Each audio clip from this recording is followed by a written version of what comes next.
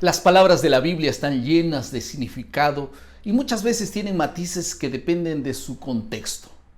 Una oración, un capítulo, un libro de la Biblia o posiblemente toda la escritura pueden influir en el significado concreto de un texto bíblico.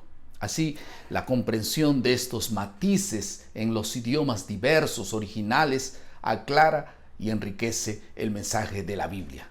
Este será el tema que estudiaremos en el bosquejo de la lección de esta semana. Sean todos bienvenidos al estudio semanal y al bosquejo de la lección de la escuela sabática.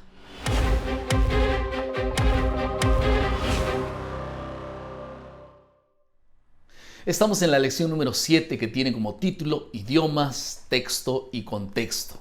Veremos 3 asuntos en el bosquejo de la lección de esta semana. En primer lugar, hablaremos sobre el propósito y el significado de la Biblia. En segundo lugar, veremos el tema de palabras significativas en la Biblia. Y en tercer lugar, hablaremos sobre la importancia del contexto.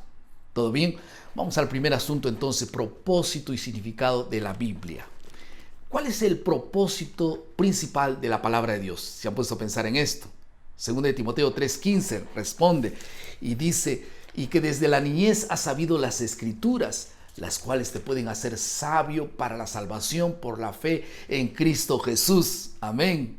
Y sin duda que el principal propósito de la palabra de Dios es mostrarnos el camino de la vida eterna, el camino de la salvación. Y nos debemos alegrar de tener este libro con nosotros. Ahora, ¿cuál es el significado de la palabra o de la Biblia para este tiempo? Deuteronomio 32, 46 y 47, nosotros podemos parafrasear de la siguiente manera. Si aplican su corazón en cumplir la palabra de Dios, prolongaréis los días sobre la tierra. En otras palabras, Dios promete bendecir a sus hijos fieles y una de estas bendiciones es prolongar nuestros días. Pero la bendición más grande es la prolongación eterna de nuestros días, es decir, la vida eterna, que es la promesa final para todos los santos.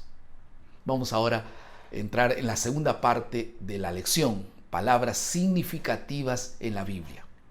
¿Saben que existen algunas palabras profundas y que tienen mucho significado, algunas difíciles de traducir adecuadamente? Por ejemplo, la palabra vino.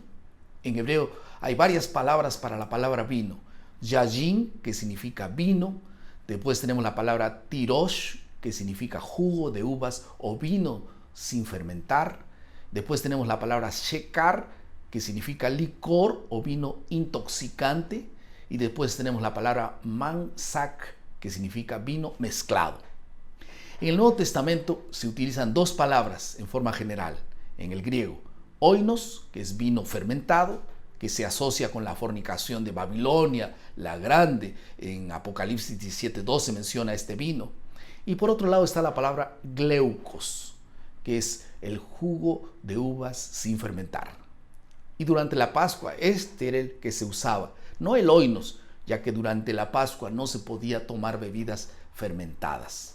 Ahora vean ustedes, en español no tenemos una palabra para cada uno de estos significados. Necesitamos usar 2 o 3 palabras. Por eso es importante averiguar el significado específico de la palabra para entenderla plenamente, para poder comprender qué ocurrió.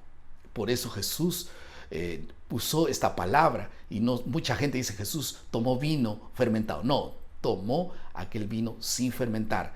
Cuando entendemos el uso exacto de la palabra que tenemos aquí en la Biblia, entonces entenderemos el significado. El tercer asunto de la lección esta semana es la importancia del uso del contexto. Tomar versículos fuera del contexto lleva a toda clase de errores y malas interpretaciones.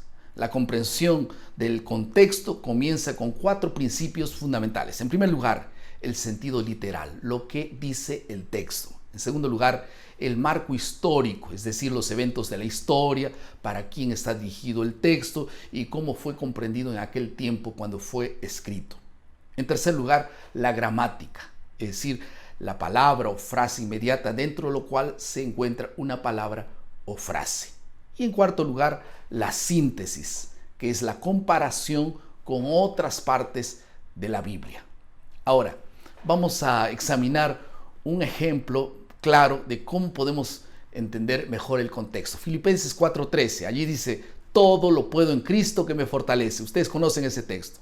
Y muchos pueden usar este versículo para contrarrestar circunstancias en las que se sienten que están en algún tipo de desventaja. Entonces, el simple hecho de pronunciar estas palabras medio mágicas, creen que pueden retroceder las fuerzas contrarias. Por ejemplo, en una competición deportiva, podemos repetir las palabras, todo lo puedo en Cristo que me fortalece. Y entonces ya está asegurada la victoria. ¿Es así? Claro que no. El contexto nos va a decir exactamente qué significa este pasaje. Y entonces esto nos ayudará a entender mejor. El capítulo 4 y los versículos 4 y 19, Pablo agradece a los miembros de la iglesia de Filipos por estar preocupados por su bienestar. Así dice la Biblia. Entonces, Pablo se muestra agradecido y afirma que no está viviendo en necesidad. ¿Saben por qué? Pues él dijo que aprendió a vivir satisfecho sin importar las circunstancias que vivía. En otras palabras, el apóstol aprendió a vivir contento, ya sea en la pobreza como en la abundancia. Y entonces la declaración, todo lo puedo en Cristo que me fortalece, va teniendo un nuevo significado. Incluye sufrir situaciones negativas, pero con el poder de Cristo es posible soportarlas. Por eso es tan importante recurrir al contexto para entender todas aquellas palabras que fueron escritas en la palabra de Dios, el significado real del texto. Algunas aplicaciones al final de nuestro bosquejo. Al leer la Biblia es imprescindible sosegar el corazón ante Dios para poder así recibir el esclarecimiento y la guía del Espíritu Santo. No procures apenas entender algún texto, algún asunto. Procura encontrar fundamentalmente a Dios, a Cristo en el texto bíblico. Y el Dios de la palabra te mostrará el mejor camino para tu vida. Amén. Vamos a orar. Querido Padre, muchas gracias por tu palabra. Te pido, Señor, que cada día ilumines nuestro camino, que tu palabra pueda ser una verdadera guía para la vida eterna. En el nombre de Jesús. Amén. Muchas gracias por estar con nosotros. Recuerden nuestro lema, maná cada día, cada uno, cada mañana es alimento para la vida. Que Dios te bendiga.